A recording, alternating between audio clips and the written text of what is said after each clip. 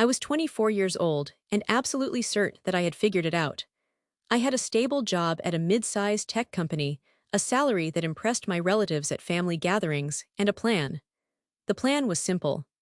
Save for 1 year, build a prototype, quit, and launch the startup I had been sketching in notebooks since college.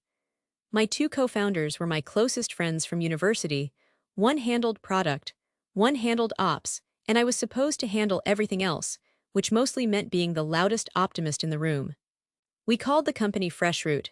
It was a food tech platform designed to connect home cooks with busy urban professionals who wanted home-style meals without the overhead of a restaurant.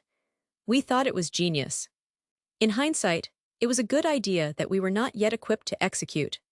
We raised a small angel round from a family friend, signed a lease on a tiny office in Coromangala, and hired 4 people who believed in us more than the numbers probably warranted.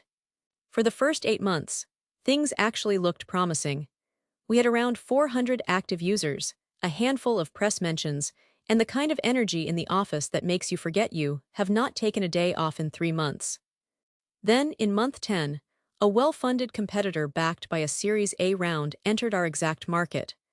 They had better technology, better branding, a dedicated sales team, and the ability to subsidize pricing in a way we simply could not match. Over the next 6 weeks, we lost 60% of our user base. We tried pivoting, we tried partnerships, we tried everything the startup blogs told us to try, but we were running out of runway and we all knew it.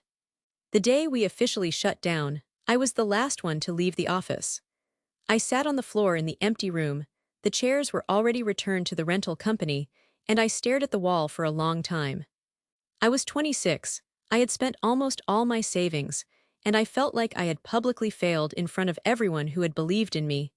My parents were polite about it, but I could hear the worry in my mother's voice. Some friends said the right things. A few quietly distanced themselves.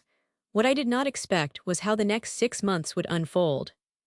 I took a small consulting gig to pay rent, and in those client meetings, I kept realizing that every hard conversation I had fumbled through at Freshroot about hiring, about product direction, about killing features that people were emotionally attached to, had made me genuinely sharper. I knew how to read a room. I knew how to ask questions that got to the real problem. I knew how to work without certainty. 2 years after Freshroot closed, I co-founded a lean product consultancy. Within 18 months, it was profitable. Not because I was smarter the second time, but because I had already made most of the expensive mistakes. The startup did not fail. It just charged me full price for the education I needed.